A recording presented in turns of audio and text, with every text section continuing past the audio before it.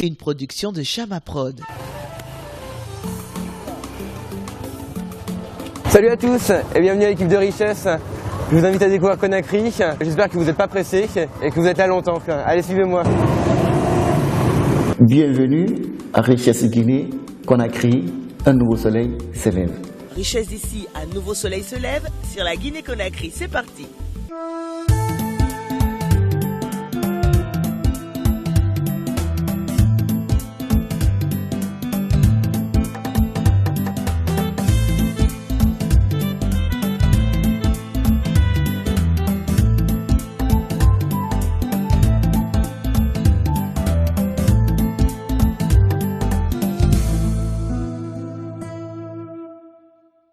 Nous sommes au quartier de la Minière où nous avons trouvé notre QG. À présent, nous allons avec vous bien sûr à Bofa, une autre ville de la Guinée-Conakry, réputée pour ses monuments historiques, mais également pour ses belles cascades. Suivez-nous.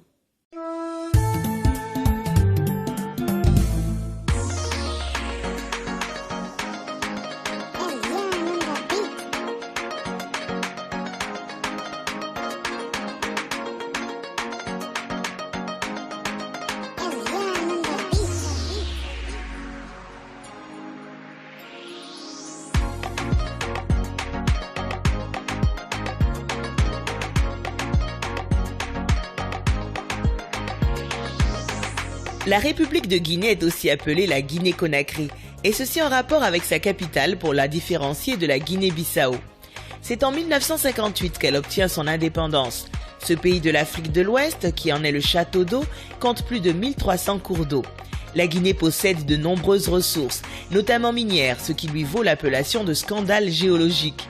Nous retrouvons Simon Bouteloup, qui est à l'Agence française de développement, pour nous partager sa vision et son expérience. Salut les amis, en effet je m'appelle Simon, j'ai 25 ans et ça fait bientôt maintenant 7 mois que je suis en Guinée, à Conakry, sa capitale. La Guinée c'est un pays que justement j'ai découvert, comme je disais, par hasard et qui me plaît aussi pour ses couleurs. C'est un pays dont les richesses environnementales sont énormes, il y a des forêts qui sont superbes, qui sont très grandes, très diversifiées. Et c'est aussi ce qu'on appelle le château d'eau. C'est le pays d'Afrique de l'Ouest où il y a le plus d'eau, justement, avec des pluies, mais aussi des ruisseaux, des fontaines, des cascades. Donc c'est un pays qui est magnifique pour les gens que je rencontre et les paysages aussi que je découvre. Je travaille dans une banque, mais une banque non pas comme les autres, une banque qui est là en fait pour développer, pour aider les pays dans lesquels on est. On est en Guinée, par exemple, depuis très longtemps, depuis les années 50, et mon but c'est d'aller rencontrer des gens, des agriculteurs, des infirmiers, des commerçants, pour leur dire aujourd'hui vous faites ça, quels sont vos problèmes, comment on pourrait vous aider, qu'est-ce que vous avez envie et comment on va ensemble atteindre cet objectif justement. Donc en fait j'ai un métier qui mêle plein de choses, de la culture, de l'économie, de la politique, un peu de finance, et c'est ça qui me plaît, c'est justement de croiser toutes ces choses-là. Par exemple, on travaille avec les agriculteurs en Guinée depuis très longtemps, ceux qui travaillent dans la riziculture, la culture du riz, pour voir avec eux comment, dans des espaces compliqués comme la mangrove, la forêt, on va les aider pour avoir des cultures qui sont plus rapides, qui leur permettent de construire plus, mais aussi justement dans un respect de l'environnement, dans un respect justement des localités dans lesquelles ils sont. A bientôt les amis, salut et à bientôt à Conakry. Nous prenons à présent la direction de la radio-télévision guinéenne, où nous attendent impatiemment Philippe Kourouma, alias Philco, le directeur de la Sonogi, et Frédéric Nyekoya, un arrangeur talentueux.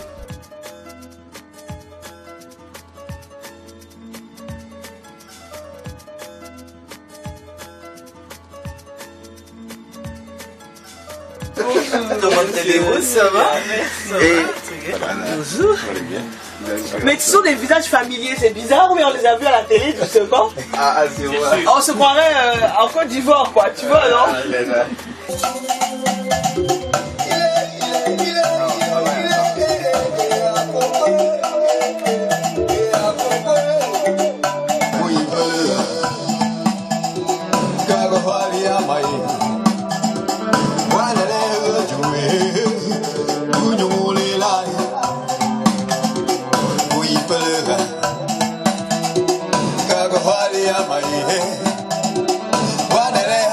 Mon nom c'est Freddy. Moi je suis travailleur à la RTG, Radio-Télévision Guinéenne bien sûr. Dans ce service, nous nous intéressons particulièrement à la musique guinéenne dans son authenticité. C'est-à-dire la musique guinéenne, cette musique qui véhicule la culture, qui nous permet de garder en vue notre culture dans toute son authenticité. Alors, donc, comment nous faisons? Nous allons collecter des bases de données, nous allons chercher loin des musiques qui n'intéressent, que tout le monde a oublié quelque part, alors des sonorités auxquelles les gens ne s'attendent pas, que d'autres recherchent vraiment comme si c'était de l'or, et nous conservons cela pour les générations à venir, pour qu'eux aussi puissent savoir ce que ressemblait la musique par le passé. Alors donc aujourd'hui, moi je suis fan de la musique, je suis amoureux de la musique bien sûr. Je fais ma musique traditionnelle d'une autre façon. Alors je suis chanteur bien sûr, chanteur musicien, mais plus chanteur. Et je suis aussi technicien de son et je m'amuse aussi à arranger de la musique, puisque ma musique, c'est moi qui l'arrange moi-même, bien sûr, avec l'assistance d'autres arrangeurs qui viennent m'aider. Donc, moi, je suis chanteur gospel. Alors, je fais ma musique traditionnelle, mais un peu mélangée à, disons, de la world music. Mais j'aime beaucoup utiliser les instruments traditionnels dans ma musique, mais je fais du gospel. Je sens plus ma sagesse dans cette musique-là. Huawei, Pepewe, Kwaliwe, Ne, Kawalnge. Moi, c'est Philippe Kokoma. Je suis le directeur de la Sonegui. La Sonegui donc, a pour mission de faire la promotion des instruments traditionnels, amener les jeunes à faire recours à leur culture authentique. Parce qu'aujourd'hui, nous parlons, n'est-ce pas, de plusieurs genres musicaux. C'est très intéressant. On dit que le monde est ouvert, n'est-ce pas? Mais dans un monde, chacun a son identité. L'identité particulière, n'est-ce pas, de la Guinée, c'est ce que nous devons exercer à partir de nos instruments traditionnels. La particularité de la musique guinéenne, c'est l'utilisation des instruments traditionnels. C'est vrai qu'on est dans le modernisme, mais l'identité d'un pays se reconnaît, surtout en matière de musique, par l'utilisation de ces instruments traditionnels, dont la pratique n'est pas donnée à tout le monde. Si on a eu, n'est-ce pas, de grandes formations musicales ici, comme le bembeya, la force du bembeya, c'est l'utilisation des instruments traditionnels, tels le balafon, la kora, le djembé. La Sonegui vient inviter les gens à pérenniser l'idée qui a animé les autorités d'avant. Et c'est ce que nous faisons. Et nous sommes tellement exigeants dans notre studio. Quand un artiste arrive, la priorité, c'est l'utilisation des instruments traditionnels. Quelle que soit, n'est-ce pas, ton orientation musicale, nous t'invitons à utiliser des instruments traditionnels. Et notre objectif fondamental aujourd'hui, c'est d'amener les communes à avoir leur orchestre. Si l'État pouvait venir en aide, n'est-ce pas, à ces communes, on doterait les communes d'orchestre et on employerait tous les étudiants sortis, n'est-ce pas, de l'école de Dubreka. À l'école de Dubreka, c'est l'école des arts. L'école des arts. Donc, le ministère de l'Éducation, en collaboration avec le ministère de la Fonction publique, employerait ces jeunes directement et ces jeunes pourraient être dirigés directement dans les communes. Au niveau des communes, on les soumet à un répertoire authentique. Ça nous permettrait l'usage des instruments traditionnels, ça nous permettrait de contrôler l'évolution de notre musique comme à l'époque. Et ces musiciens seraient payés au niveau des communes comme des fonctionnaires. Chacun pourrait aller, n'est-ce pas, dans sa région. Chacun pourrait, n'est-ce pas, à côté de ses parents, rechercher mieux ce que nous voulions. Voilà notre objectif. Je suis chanteur musicien, j'ai fait mon album, et pour votre bonheur, je pourrais vous donner ma voix.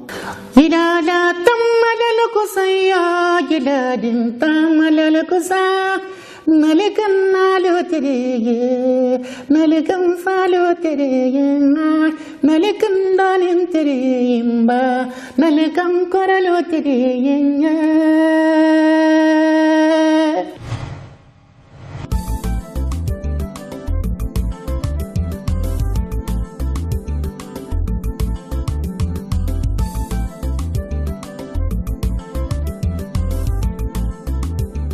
C'est vraiment difficile de quitter ce coin, mais avant, j'ai encore une autre surprise pour vous. Voici la rubrique tradition, n'est-ce pas, Spot?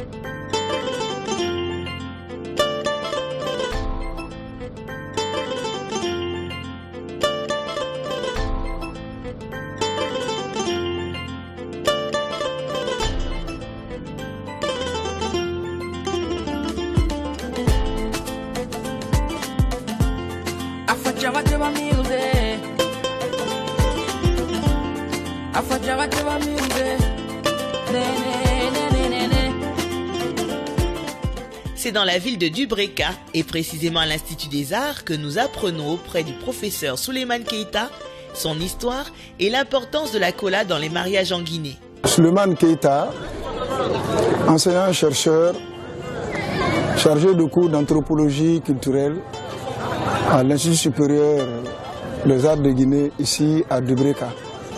Je suis à côté d'un monument qui est la statue du fondateur du village de Dubreka, en la personne de Soulmatoumani, qui serait un chasseur venu de la région de Kita, dans l'actuelle République du Mali.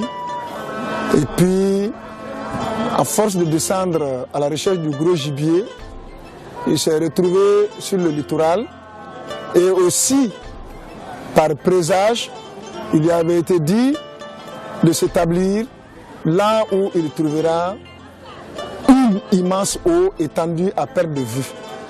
Je vais vous entretenir sur l'usage de la kola dans les traditions du mariage en République de Guinée. En entrée de matière, sachez que la République de Guinée est composée de 4 régions naturelles. Du sud-est vers la côte, vous avez la région de Guinée forestière, vous avez la région de Haute-Guinée, vous avez la région de Moyenne-Guinée et la région de la Basse-Guinée, là où même se trouve la capitale Conakry et la préfecture qui abrite l'institut que vous visitez. C'est donc dans la partie sud-est de la Guinée, qui est la Guinée dite forestière, qu'il y a la production de la kola. C'est cette kola qui est littéralement présente dans toutes les traditions du mariage de la Guinée. Le nombre peut varier selon les coutumes, selon les religions, mais la kola est littéralement présente dans le mariage. À titre d'exemple, dans les communautés de Guinée forestière, chez les Pelé, chez les Manon, chez les Kono, chez les Loma, chez les Kissi, généralement, le demandeur de femmes présente 4 noix de kola.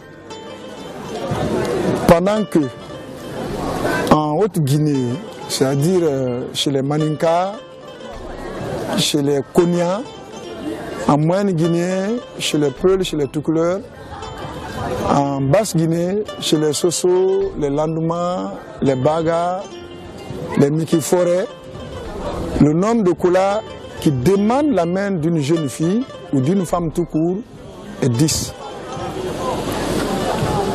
Selon également les traditions, vous verrez que si chez les forestiers, le vin est l'élément qui introduit le processus du mariage avant la kola. Chez les autres, la possibilité de présenter la kola peut aller de 10 à 30 noix de kola, selon que le demandeur de femme soit tout à fait prêt à aller dans le mariage lui-même. Lorsque vous prenez les forestiers, chez eux le plus souvent, les 4 noix de kola ne sont pas attachées. Les 4 noix de kola sont posées dans des feuilles ou dans du papier, et généralement avec un montant symbolique de 1000 francs guinéens pour faire acte de candidature. Pendant que chez les Maninka, il faut non seulement attacher par 10 noix de kola, mais donner la forme conique à la tache de kola. C'est-à-dire vers l'extrémité du haut, la tache doit être pointue. Les 3 attaches sont présentées de cette façon. En Basse-Guinée, c'est relativement différent. Pour 10 noix de kola, la façon d'attacher n'importe pas. L'important, c'est d'avoir dans le paquet les 10 noix de kola. Vous verrez aussi que si en dehors de la Guinée forestière, de la Haute-Guinée à la Basse-Guinée, les kolas sont attachés, la nature de la corde qui attache les kolas change. Chez les Maninka, c'est des ficelles blanches qu'on utilise pour faire les attaches de kola. En Basse-Côte, la région de la Guinée maritime, la qualité ou la couleur de la corde n'importe pas. L'essentiel est d'attacher les kolas. Mais chez les Peuls, les kolas du mariage sont attachés avec les cordes qu'on utilise pour attacher la vache, la corde qu'on utilise pour attacher les moutons, la corde qu'on utilise pour attacher les chèvres. Et pourquoi le font-ils? Ils le font parce qu'ils pensent que le mariage doit être noué à vie et le symbolisme que la kola représente, il faut l'attacher solidement, comme pour dire que le mariage doit tenir solidement. Avant de vous quitter, nous vous offrons un petit concert de balafon avec les étudiants de l'Institut des Arts de Guinée, dirigé par Karamoko Kamara. Je suis Kamara Karamoko, chef de département de musique et musicologie à l'Institut supérieur des Arts de Guinée. Aujourd'hui, on vous présente un instrument purement africain, connu sous le nom Bala. Mais sur le plan mondial, on appelle balafon, qui est une altération française, ça veut dire le son du Bala. Ce Bala est un instrument des communautés mandingues. Et le mandingue est le résumé de l'Afrique de l'Ouest. Autrefois joué que dans les cours royales, a connu de nos jours une profanation, raison pour laquelle il est exposé dans les cérémonies populaires. Sa composition est la suivante en tant qu'instrument à lame, de 6 à 12 en Côte d'Ivoire, de 17 à 23 en Guinée et plus au Burkina, Ghana et Mali. Sur ce, nous ne pouvons pas effectivement dire que l'instrument est créé en telle année, parce que c'est un instrument mythique dont l'histoire seulement africaine ne peut que justifier les parenthèses. Nous allons vous proposer 2 extraits. Le premier est purement instrumental, appelé Mengue, Mengue qui est une chanson populaire soussou. Et le deuxième, ça sera l'hymne national de la République de Guinée.